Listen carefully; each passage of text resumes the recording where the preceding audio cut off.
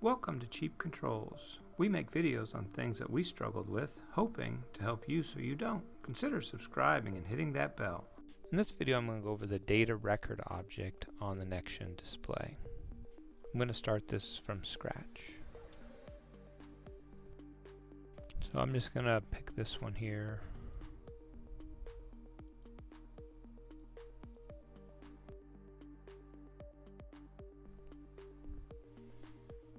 The first thing we're going to do is we'll add a font. I'm going to add two. I'm going to add the small Arial 24 and this larger ink-free one that I have.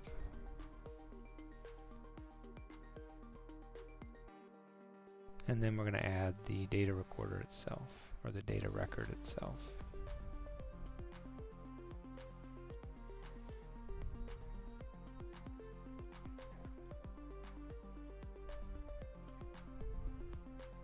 Make this a little bit bigger so you can see the extents of this display.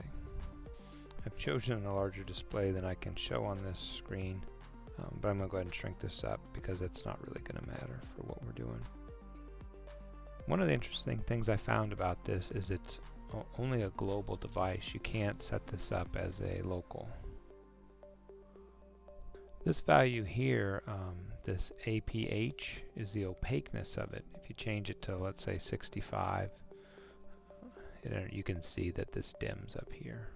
I'm going to move this a little over here so we can see it a little bit closer.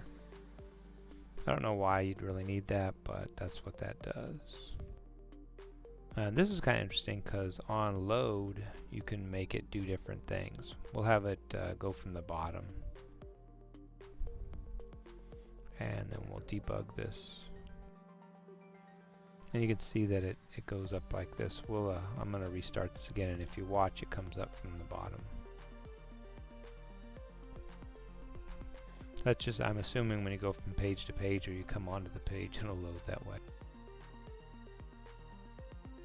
We'll put this back to just load. And for the background of it, you can have some different things. We're just going to leave it as a solid color, but you can change it to images and transparencies. And the intelligent display is kind of nice because you can use this transparency.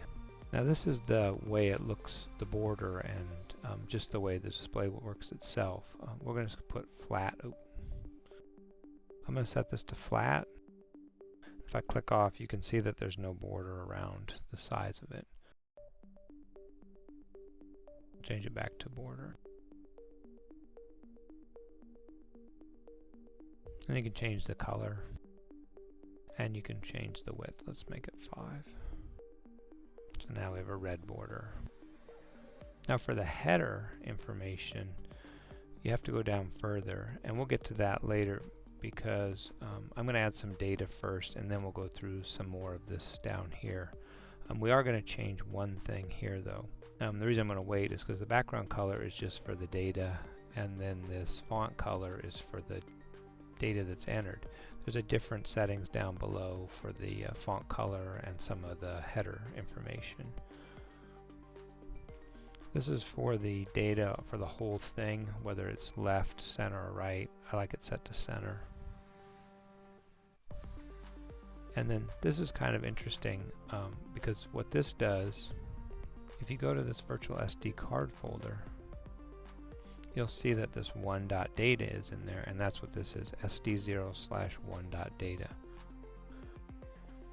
So what you can do is you can change the name of this. You can click on it like this and make the change, or you can go to this multi-line text field and make the change up here.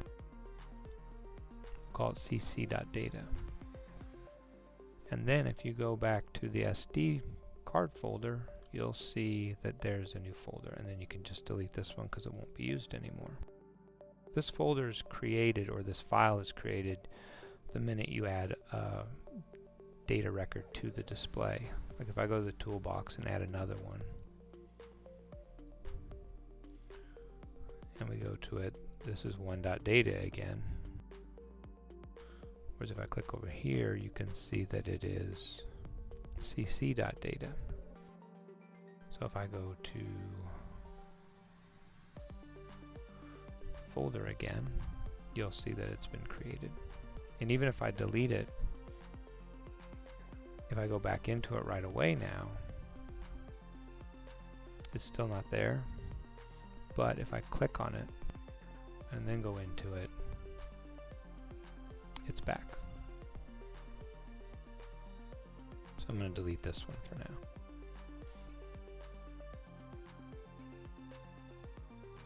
In this DES, that's how many fields that shows up on the display here. I'm going to change this to 4 because for this video I'm going to use 4 fields. And then here's where it listed. If it's head 0, head 1, and head 2.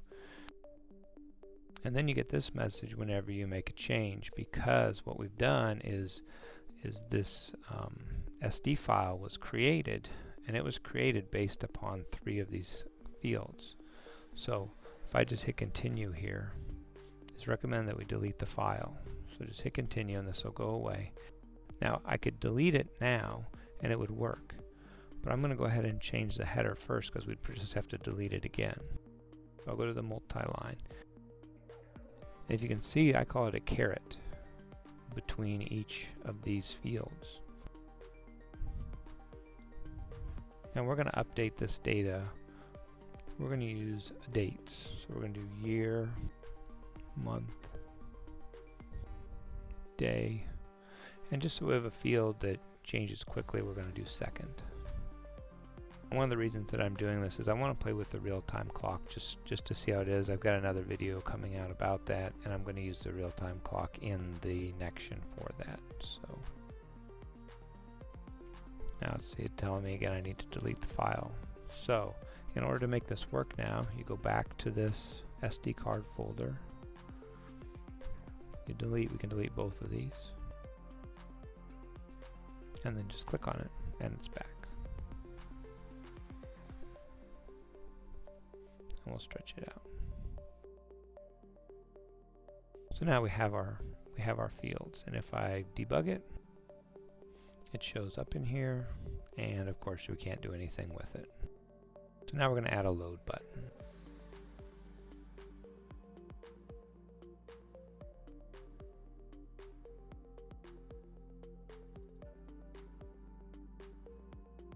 Just a regular button. We're going to change the text to load. And just like the titles had to have the little caret between each one to let you know they were in a different column, you have to do the same thing with the data. And we're going to use a variable to help us with this. So I'm going to add a variable too.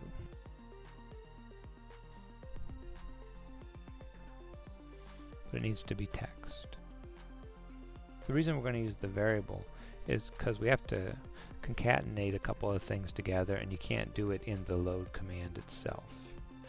And if you click right here, it shows the difference. They call them methods or commands that you can use with this table or with this record. So we can insert, we can delete, we can update, and we can clear.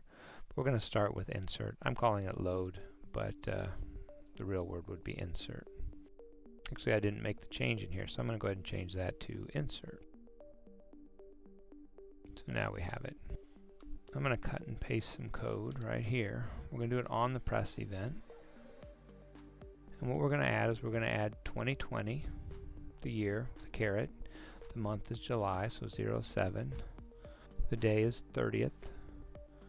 And then we're also going to add the real-time clock 5. 5 is the second. RTC 0, 1, 2, 3, 4, 5. They all mean different things. One is the year, the month, the day. But RTC 5 is the second. And so we're going to convert that into text. And we're going to convert the second into another variable function, or to another variable. And then we're going to add that variable, or concatenate that variable onto VA0. So it looks like I need to create one more variable. I forgot about that. So let me go to Toolbox and add a variable. So now we have VA1, or VA0 and VA1. And you can see that in the first line we make VA0 text equal to 2020, and then in the second line we do the plus equal, which adds it to the end, and then I have to add that caret, and then 30 of the caret, and then the last one we don't have to worry about that because that's at the end. And then the final command is data0, which is the name of this, dot insert, and then we just need that string and it will pop it right in there. We'll go ahead and compile this, see if I got it. Oh, it's saying I did not. va1.text. Oh, because I left it a number. Compile again, this time we got it. Let's go ahead and debug it. And then we hit insert, and we did not get the second. Insert it again, still didn't get the second. So I'm going to take a look at that here, because that'll be important later when we go to delete, because we need to differentiate the two. But you can see that it inserts the data just fine. The other interesting thing is you'll know when I leave the debugger, the data now shows up here. And if I go to this, to the SD card folder, and I open this, I have this set up to open in Notepad. Here's some data that it has at the beginning, and then it has the 3 records that we entered. And I always thought if I was in this Notepad file and I changed one of these to, let's say, 8 just for fun, and I save it, and I close it, and I go back to this, that one of these records should be now 8. But it doesn't. It knows that you made that you changed it and altered it in some way, and it doesn't like that. So now I'm going to have to delete that file again.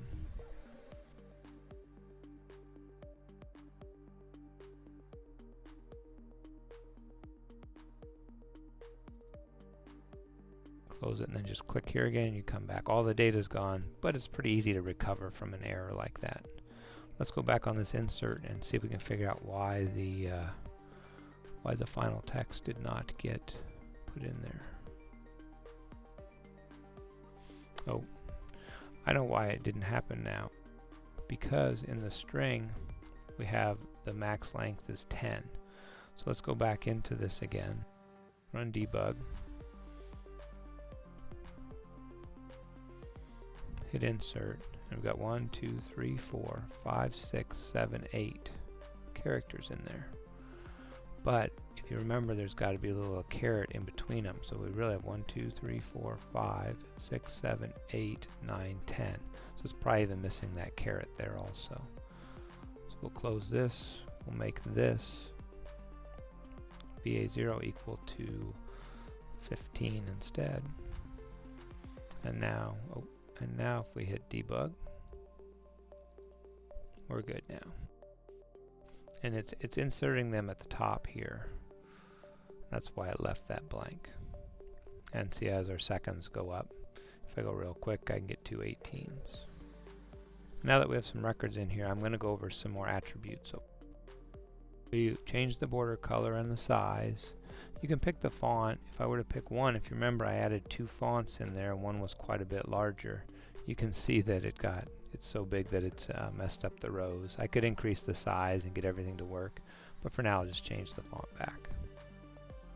And now the background color, you'll be able to see that change. If I go to red, it's just the background color of the data. And this is the font color. So if I change it to red now, you'll see that the font of the year didn't change, just the data in there.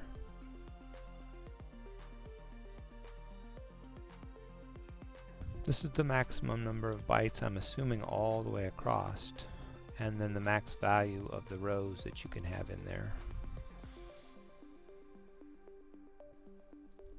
This is what we already went over. This is the number of things you can have, or the number of columns, and then this is your columns itself. This is where we put the new data before. As we added one, it was at the top. If we were to change it to here, it would pop it in below instead. It would just reverse the order. But for what we're doing, I think it'll be easier to leave it in before. Now this shows the scroll bar over here. So when we go into it and add more records, well, here, I'll show you this. Let's just display continuously.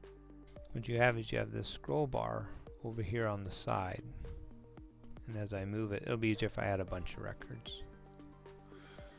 Okay, so now I have all these records entered, and you can see this scroll bar follows and says we're at the top or we're all the way at the bottom. And you can change it. If I do it, if I set this, it's only going to display when we're in that box. So you can see it doesn't show up here, but when I click on it, there it is. And when let's put it where we can kind of see it right there, and if I click off the box, it goes away. If I click on the box, it shows back up.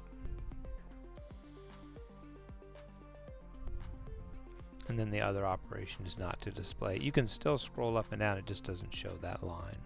We'll leave it there for now. And then these are the grid lines. So you can change those to red to match the grid on the outside. That's kind of nice. And then you can change the width. So we can go 5 and 5 if we want. Let's go back to 1.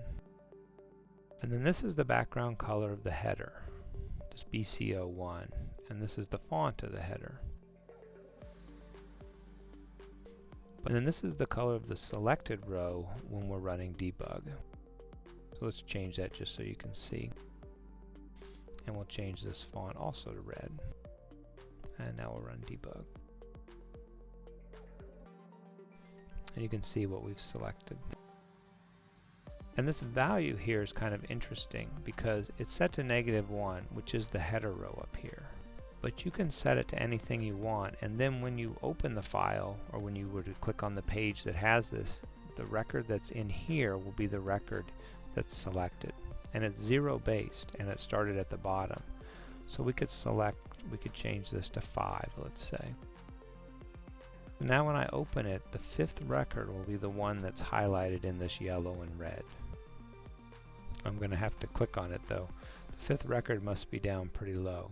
Oh, there it is. Now if I click on a record, it'll change, but that was the record.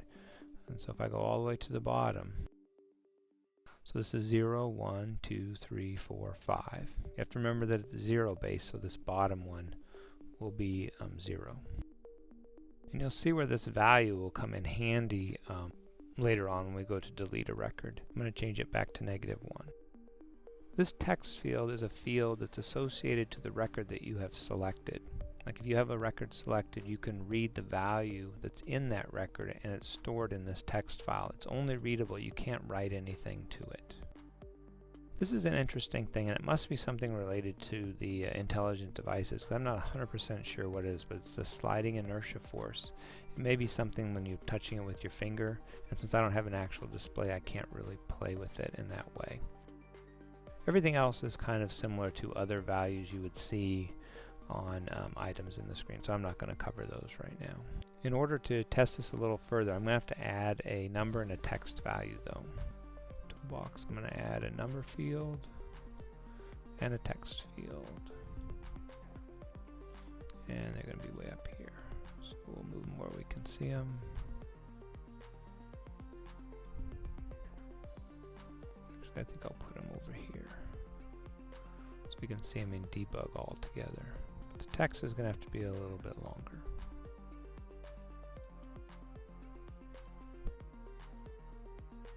Okay, that should work. And then we're going to populate these when we click on this on the record itself, on the record item. So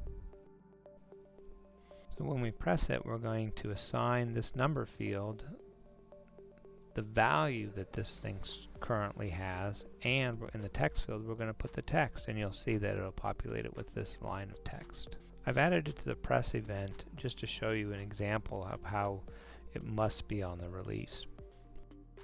Okay, so now when I select a row, the information should be placed in here. And you can see when I press this one and then when I go to this one, it's not working properly. Instead of showing 2020-0730, it should have shown 2020-0730-25. And also these numbers are off. Let's go all the way down to the first one. I know why it's not showing instead of the 7, it's got that cut off. But that's just because I set that to be 10 again. I'll have to change the length on that. But what it's doing is it's showing the last one selected. So this is 1, and this one here is 2, so it'll show up on the next one. And why that happens is because I did it on the press event. So when you press it, it hasn't changed yet. So you really need to do it on the release event. So we're going to cut, and we're going to paste them here. And then we're going to change this text field to be longer. Max length, we'll set it to be 15. That way it'll show all the data. Now we'll debug it again. And now we have it. 2020-07-30-25. And it's the 13th record. The 12th record, the 11th record. And just to show you, if we go all the way down, the 0 record is that record. And now we're going to add the delete button. Running out of space, I'm going to have to put them together. Okay, we'll change the text to delete. And then this is where that number field up here is important, because when you delete something, we'll do it on press, because that number should already be populated. When we've clicked on the device or we've clicked on the record, this number will be populated with the correct item, or the correct ID, I guess you could say, of the row that we wanted to delete. And so the command is data0, which is the name of the box, and then it's delete. And then you can see in here it says we need the record ID, and then it's kind of interesting because you could delete 2 or 3, so however many quantity you want. In this case, we're only going to delete 1. So what we want for the ID is we want the NO, or N0.value, comma 1. So we're going to delete 1 record, and it's the record that has that value. And you can see that we have 3 records that are the same here. So let's delete these 25s. Now we only have 2, and now we only have 1. And now we have multiple 24s, so let's get rid of some of these.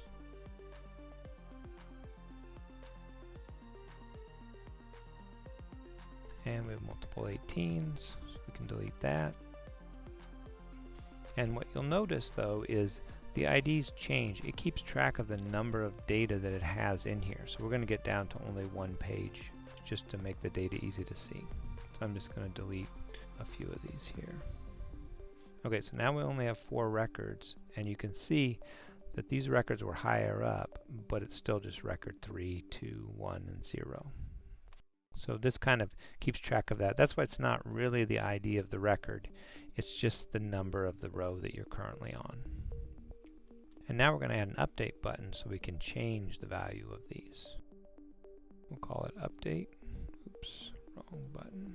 And the data is going to be almost the same, so I can cut and paste this as the insert.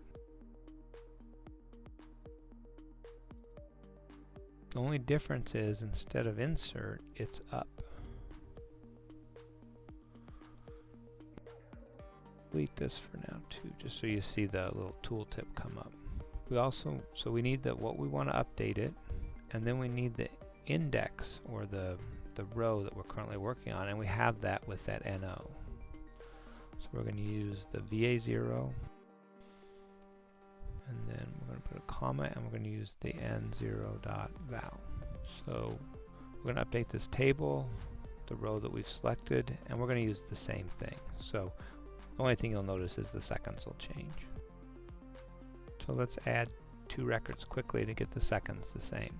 So these are both 58, but I don't like that, so I can update it, and now it's 3. It probably went around, so that's not the best because you like them to go in order. Well, let's do that. Let's go down here and we can update, update.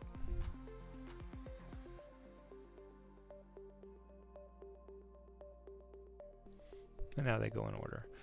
Could add the minutes in here, but this works pretty good.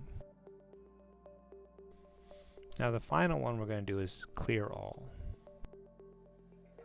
And we'll say clear. I don't think I have room for all, so we'll just use clear. And clear is pretty basic. It's just data 0 dot clear. Now you need to put the parentheses around it even though you don't have anything assigned to it. And there's no way to like clear 10 or clear 5 records. It's clear all. So this is a pretty easy one to show. When I hit clear, they'll all go away. So in this video I went and showed you how to lay this out, went over a couple of the attributes for it, showed you how to insert, delete, update, and clear records. I believe if I understand this right, like I've said a couple times, I don't have one of these displays. There must be an SD card on the back. So if you were writing data from an Arduino, you could write it in here, and then maybe you could pull that SD card out after a while. You can store quite a bit of data on one of these. I believe that let me close this. I'm not sure if I can add a 0 on this or not, but see if I can buy that. Would be 10,000 rows. Oh, asking me to reload the thing. That's okay. We'll do this and see if it works. Let's delete this.